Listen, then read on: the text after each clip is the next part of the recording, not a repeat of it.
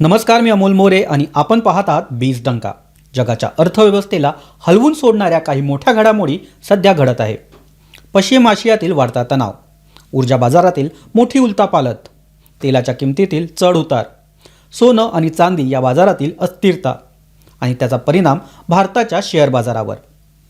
आजच्या या विशेष बिझनेस बुलेटिनमध्ये आपण पाहणार आहोत पश्चिम आशियातील संघर्षाचा भारतातील गॅस पुरवठ्यावर काय परिणाम झाला आहे, त्या संकटामुळे रेस्टॉरंट उद्योगावर काय परिणाम होऊ शकतात, विमान प्रवास का महाग होत आहे, IEA ने तेल बाजारासाठी कोणता मोठा निर्णय सुचवला आहे, सोनं आणि चांदी यांच्या किमती का घसरल्या आणि भारतीय शेअर बाजारात घसरण का झाली. म्हणजेच ऊर्जा बाजारापासून ते स्टॉक मार्केटपर्यंतचा संपूर्ण आर्थिक पट आपण आज समजून घेणार आहोत. चला सुरुवात करूया आजच्या पहिल्या मोठ्या बातमीपासून. पश्चिम आशियातील वाढत्या युद्धजन्य तणावाचा परिणाम आता भारतातील ऊर्जा पुरवठ्यावर स्पष्टपणे दिसू लागला आहे. अमेरिका आणि इराण यांच्यातील संघर्षामुळे जागतिक ऊर्जा बाजार अस्थिर झाला आहे. या अस्थिरतेचा थेट परिणाम भारतातील कमर्शियल LPG गॅसच्या पुरवठ्यावर होताना दिसत आहे. देशातील अनेक शहरांमध्ये व्यावसायिक गॅस सिलेंडरचा तुटवडा निर्माण झाल्याचे बातम्या समोर येत आहे आणि याचा सर्वात मोठा फटका बसू शकतो तो म्हणजे हॉटेल आणि रेस्टॉरंट उद्योगाला. कारण भारतातील बहुतेक रेस्टॉरंट, कॅफे आणि फास्ट फूड आउटलेट्स या स्वयंपाकासाठी कमर्शियल म्हणजेच LPGवर मोठ्या प्रमाणावर अवलंबून असतात. उद्योग संघटनांच्या मते देशातील सुमारे 80% रेस्टॉरंट किचनसाठी LPG वापरतात. म्हणूनच गॅस पुरवठा कमी झाला तर सर्वात आधी किचनवर परिणाम होतो. सध्या दिल्ली, मुंबई, बँगलोर, चेन्नई आणि लखनौ सारख्या मोठ्या शहरांमध्ये अनेक रेस्टॉरंटकडे केवळ 1 ते 2 दिवसाचा गॅस साठा हा उपलब्ध आहे. जर पुरवठा लवकर सुधारला नाही गेला तर अनेक रेस्टॉरंट तात्पुरते बंद करावे लागण्याची शक्यता आहे. काही ठिकाणी रेस्टॉरंटने आधीच पर्यायी उपाय शोधण्यास सुरुवात केली आहे. काहींनी मेन्यू कमी केले आहे, काहींनी इलेक्ट्रिक स्टोव्ह आणि इंडक्शनचा वापर हा सुरू केला आहे. मात्र तज्ज्ञांच्या मते हा उपाय दीर्घकालीन नाही, कारण मोठ्या किचनमध्ये LPG हा सर्वात जलद आणि किफायतशीर पर्याय म्हणून उपलब्ध असतो. या संकटाचा परिणाम केवळ छोट्या हॉटेल्सपुरता मर्यादित नाही, मोठ्या फास्ट फूड कंपन्यांना देखील याचा फटका बसू शकतो. KFC, McDonald's, Domino's, Pizza Hut आणि बर्गर किंग यासारख्या मोठ्या क्विक सर्व्हिस रेस्टॉरंट चेनवर दबाव येऊ शकतो. या कंपन्यांकडे काही प्रमाणात गॅस साठा असतो, मात्र पुरवठा दीर्घकाळ विस्कळीत राहिला तर त्यांच्यावरही ऑपरेशन्स परिणाम होऊ शकतो. विशेषतः QSR उद्योगात वेग खूप महत्त्वाचा असतो. ऑर्डर आली की काही मिनिटातच खाद्यपदार्थ तयार झाले पाहिजेत, पण गॅसचा पुरवठा कमी झाला तर उत्पादन क्षमता घटू शकते, डिलिव्हरी वेळ वाढू शकतो, ग्राहकांना वाईट अनुभव येऊ शकतो. यामुळे विक्रीत घट होण्याची शक्यता वर्तवली जाते. काही कंपन्यांना किमती वाढवाव्या लागू शकतात, काही मेन्यूमध्ये बदल करावे लागू शकतात. दरम्यान या संकटाचा सर्वाधिक फटका बसू शकतो तो छोट्या आणि मध्यम रेस्टॉरंटना. त्यांच्याकडे मोठा साठा ठेवण्याची क्षमता नसते. पुरवठा खंडित झाला की त्यांचे कामकाज थेट बंद पडते. काही शहरांमध्ये काळ्या बाजारात सिलेंडर महाग दराने विकले जात असल्याच्या तक्रारी समोर येत आहे. काही परिस्थितीमागील मुख्य कारण म्हणजे भारताची LPG आयातीवर असलेली मोठी अवलंबित्व. देशातील LPGचा मोठा हिस्सा हा पश्चिम आशियातून येतो आणि त्या भागात तणाव वाढल्यामुळे पुरवठा साखळीवर मोठा परिणाम झाला आहे. वाहतूक खर्च वाढला आहे, विमा खर्च वाढला आहे, ऊर्जा दर वाढले आहे. दरम्यान केंद्र सरकारने घरगुती ग्राहकांसाठी गॅस पुरवठा सुरळीत ठेवण्याला प्राधान्य दिले आहे. यामुळे काही ठिकाणी व्यावसायिक LPGचा पुरवठा मर्यादित करण्यात आल्याची माहिती आहे. त्यांच्या मते गॅस पुरवठा लवकर सुधारला गेला नाही तर देशातील 50 ते 60% रेस्टॉरंट बंद पडण्याची शक्यता आहे. याचा परिणाम लाखो लोकांच्या रोजगारावर होऊ शकतो आणि भारतासारख्या मोठ्या देशात याचा परिणाम अधिक तीव्र होऊ शकतो. आता वळूया दुसऱ्या महत्त्वाच्या बातमीकडे. ऊर्जा संकटाचा परिणाम केवळ स्वयंपाकघरात नाही तर तो विमान प्रवासावर देखील दिसू लागला आहे. पश्चिम आशियातील वाढत्या संघर्षाचा परिणाम जागतिक विमान वाहतूक उद्योगावरही होत आहे. इंधनाच्या किमती झपाट्याने वाढल्यामुळे अनेक एअरलाइन्सनी तिकिटांचे दर वाढवण्यास सुरुवात केली आहे. विमान उद्योगात एव्हिएशन टर्बाइन फ्युएल म्हणजेच ATF हा सर्वात मोठा खर्चाचा घटक असतो. एखाद्या विमान कंपनीचा एकूण खर्चात जवळपास 30 ते 40% हिस्सा इंधनाचा असतो. म्हणूनच इंधनाचे दर वाढले की एअरलाइन्सना तिकिटाचे दर वाढवावे लागतात. सध्या युद्धाच्या पार्श्वभूमीवर जेट इंधनाच्या किमतीत मोठी उसळ झाली आहे. संघर्ष सुरू होण्यापूर्वी जेट इंधनाची किंमत सुमारे $85 ते $90 प्रति बॅरल इतकी होती. मात्र काही दिवसातच ती वाढून $150 ते $200 प्रति बॅरल इतकी झाली आहे.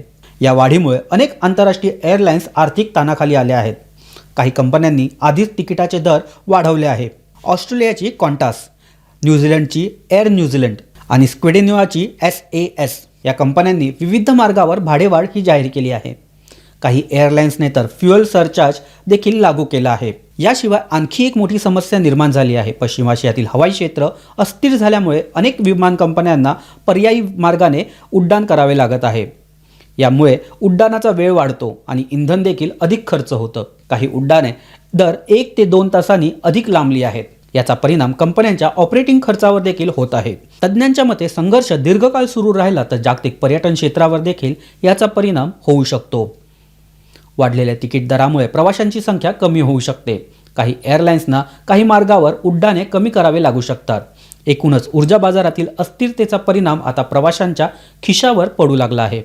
तेलाच्या किमतीमध्ये मोठी हालचाल सुरू आहे आणि यामध्ये एक महत्त्वाची घोषणा झाली आहे. जागतिक ऊर्जा बाजारात मोठी घडामोड घडली आहे.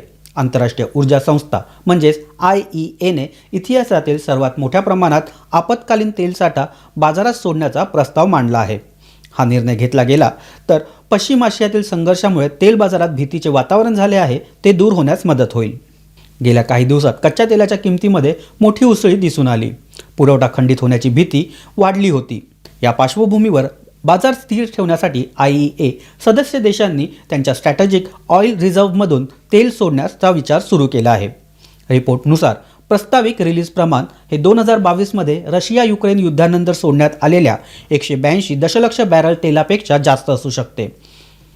जर हा निर्णय प्रत्यक्षात आला तर तो इतिहासातील सर्वात मोठा तेलसाठा रिलीज ठरेल. या बातमीचा परिणाम लगेच तेल बाजारावर देखील दिसून आला. यामुळे ब्रेंट क्रूडची किंमत घसरून ती $87 प्रति बॅरल इतकी झाली. तर WTI क्रूडने सुमारे $83 प्रति बॅरलच्या आसपास व्यवहार करत होता. गुंतवणूकदारांना वाटू लागले आहे की बाजारात पुरवठा वाढेल आणि त्यामुळे किमतीवरील दबाव कमी होईल. IEAची तातडीची बैठक बोलवण्यात आली आहे. सदस्य देश या प्रस्तावावर चर्चा करत आहे. मात्र किती प्रमाणात तेल सोडले जाईल याबाबत अद्याप अंतिम निर्णय झालेला नाही. तज्ज्ञांच्या मते हा निर्णय बाजारातील घबराट कमी करू शकतो. मात्र दीर्घकालीन स्थिरतेसाठी मध्य पूर्वेतील तणाव कमी होणे आवश्यक आहे. आता पाहूया कमोडिटी बाजारातील आणखी एक महत्त्वाची बातमी. ऊर्जा बाजारातील हालचालीचा परिणाम सोनं आणि चांदी यांच्यावर देखील झाला आहे. अलीकडील जोरदार वाढीनंतर गुंतवणूकदारांनी नफा वसुली केल्यामुळे MCXवर सोनं आणि चांदी यांच्या दरात घसरण पाहायला मिळाली. एप्रिल डिलिव्हरीला असलेले सोन्याचे फ्युचर्स सुमारे 0.52% घसरले. ते प्रति 10 ग्रॅम सुमारे 1,62,452 वर आले. त्याचवेळी मे डिलिव्हरीसाठी चांदीचे फ्युचर्स 1.69% घसरले आणि प्रति किलो सुमारे 2,63,150 वर व्यवहार करत होते. मागील ट्रेडिंग सत्रात सोन्यात जवळपास 2% वाढ नोंदवली गेली तर चांदीत 4% उसळी दिसली होती. त्यामुळे व्यापाऱ्यांनी नफा सुरक्षित करण्यासाठी विक्री सुरू केली. यामुळे किमतीवर दबाव आला. दरम्यान जागतिक स्तरावर डॉलर निर्देशांक किंचित कमजोर झाला. त्यामुळे सोन्याच्या किमतींना काही प्रमाणात आधार मिळाला. तज्ज्ञांच्या मते सध्या मौल्यवान धातूंच्या बाजारात अस्थिरता कायम राहू शकते कारण भूराजकीय तणाव अजूनही कायम आहे. महागाईचे आकडे, व्याजदर आणि डॉलरची स्थिती या सर्व घटकांवर सोन्याच्या किमती ह्या अवलंबून असतात. आता पाहूया शेअर बाजारातील परिस्थिती, कारण या सर्व जागतिक घडामोडीचा परिणाम शेअर बाजारावर देखील दिसून आला. शेअर बाजाराने आज व्यवहाराची सुरुवात जवळपास सपाट पातळीवर सुरू केली. सेन्सेक्स 78,000च्या वर उघडला तर निफ्टी 24,250च्या खाली होता. मात्र काही वेळातच बाजारात विक्रीचा दबाव वाढला. दुपारपर्यंत सेन्सेक्स 1,000 अंकांनी घसरला. तो सुमारे 77,165च्या आसपास आला तर निफ्टी देखील 24,000च्या खाली घसरून आली. सुमारे 23,968 वर व्यवहार करत होते. या घसरणीमुळे गुंतवणूकदारांच्या संपत्तीत मोठी घट झाली. BSE कंपन्यांच्या बाजार मूल्यात जवळपास 2 लाख कोटी रुपयांची घट झाली. या घसरणीमागे अनेक कारणे आहेत.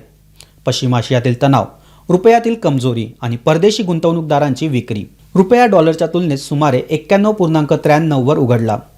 रुपयाची कमजोरी आयात खर्च वाढवते. यामुळे बाजारात अनिश्चितता वाढते. परदेशी गुंतवणूकदारांनी देखील मोठ्या प्रमाणात विक्री केली आहे. मार्चच्या पहिल्या आठवड्यातच त्यांनी सुमारे 21,800 कोटी रुपयांचे शेअर्स विकले. क्षेत्रनिहाय पाहता ऑटो आणि प्रायव्हेट बँकिंग क्षेत्रात सर्वाधिक घसरण पाहायला मिळाली तर फार्मा क्षेत्रात देखील काही प्रमाणात खरेदी दिसून आली. तज्ज्ञांच्या मते सध्या बाजाराची दिशा 3 गोष्टीवर अवलंबून असेल: जागतिक राजकीय परिस्थिती, तेलाचे दर आणि परदेशी गुंतवणूकदारांचा कल.